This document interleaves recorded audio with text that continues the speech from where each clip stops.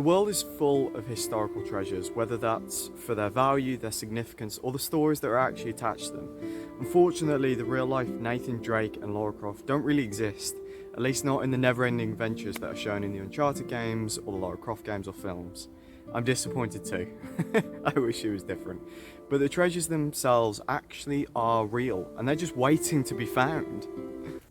King Damasadedi of the Hanathaway Kingdom of Burma or Myanmar is one of the greatest rulers to have ever reigned there. In 1484 he decided to have the largest bell ever, even by today's standards, cast. It was supposed to be 12 metres tall and weighed 300 tonnes, which is even more than London's Big Ben, which weighs about 14 tonnes by itself.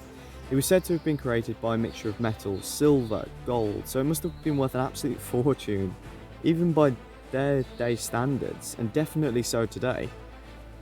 Unfortunately, in 1608, Portuguese warlord Felipe de Brito Inicote decided to steal it.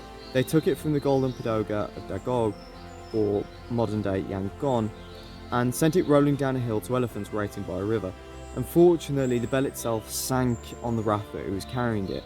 Many divers have made an attempt to try and find the bell, but they just couldn't. So it's waiting, just for you.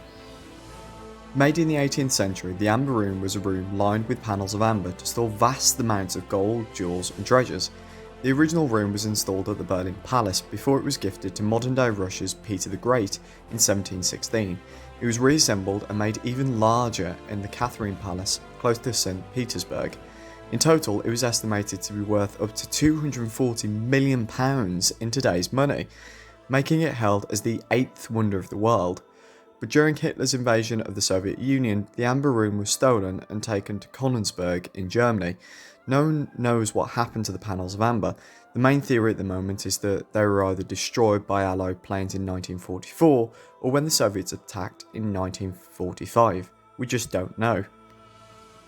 The shipwreck that everyone is after, everyone is fighting to get their hands on. The Flor de la Mar, a 16th century Portuguese ship.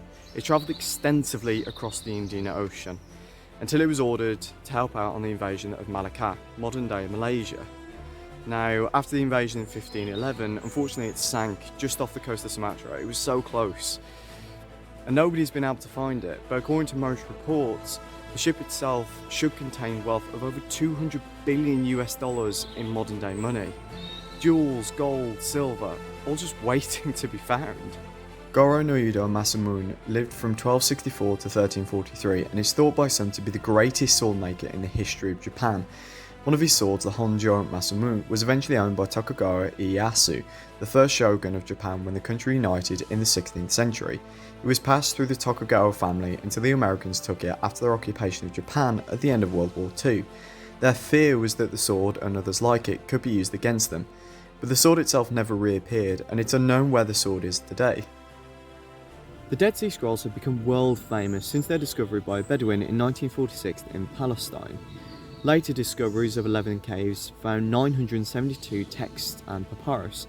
The copper scroll itself was actually discovered in 1952, and in it listed 64 locations where supposed treasures of gold and silver and other materials were hidden.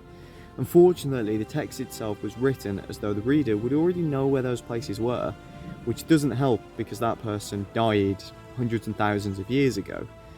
Always a problem for a modern day treasure hunter. Now, it's expected that the Romans, when they invaded Palestine, or what is now modern day Palestine, that they found some of these locations. It's highly unlikely that they didn't, just because of how extensive their invasion was.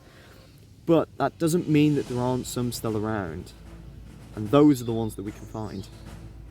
Some treasures are lost, but some are found and are just not where they belong. The most well known of these are the Elgin marbles. The Parthenon in Greece was constructed between 447 and 432 BCE, and it was adorned with marble statues.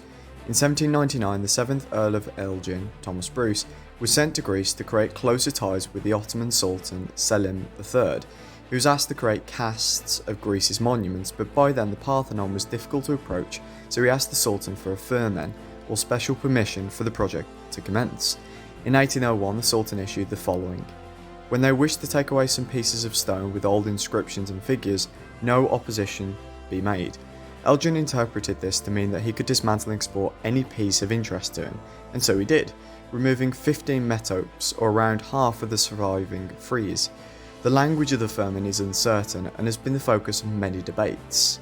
Is this actually what the Sultan intended, or something else entirely? A major study in 1967 suggested the language more likely referred to items from the excavation and not the facade itself. In other words, Elgin should never have taken those marbles at all. Even today, there are constant requests from Greece to have the marbles returned, and the UK also constantly refuses because they believe that they're required legally. The debate is not likely to end anytime soon, and many stakeholders have made their voices known. Museums, governments, the UN, international bodies. It's uncertain when actually an answer to this debate will ever come. Treasures are often seen as significant for their material value, but that's not really all that they hold. They're important because of the culture and the country that they represent where they're found, how they came to be, what the purpose of them was, the historical context, the emotional context of it.